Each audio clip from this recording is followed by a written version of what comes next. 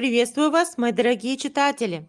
Сегодня я поделюсь с вами проверенным временем рецептом, который поможет вам победить затянувшийся бронхит и долгий кашель прямо в уюте вашего дома.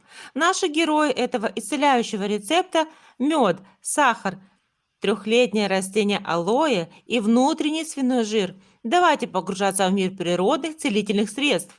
Нам понадобится мед, который является мощным антисептиком, помогающим бороться с воспалением и укрепляет иммунитет.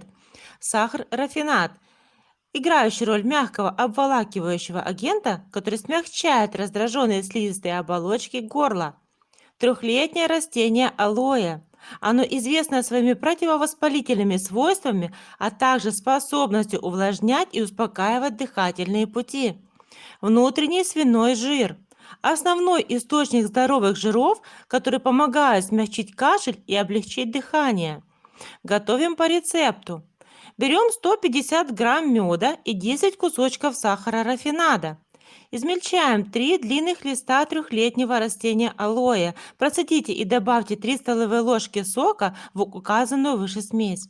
Добавьте 50 грамм внутреннего свиного жира, предварительно вытопленного на сковороде. Хорошо перемешайте все ингредиенты на пару до получения однородной массы. Принимайте по 1 столовой ложке этого уникального средства утром и вечером перед едой. Можно намазывать на тонкий ломтик хлеба. Почему это работает? Мед и сахар-рафинат смягчают горло и облегчают кашель. Алоэ обладает противовоспалительными свойствами и помогает снять воспаление. Внутренний свиной жир, именно он содержит полезные жиры, которые увлажняют дыхательные пути и облегчают дыхание.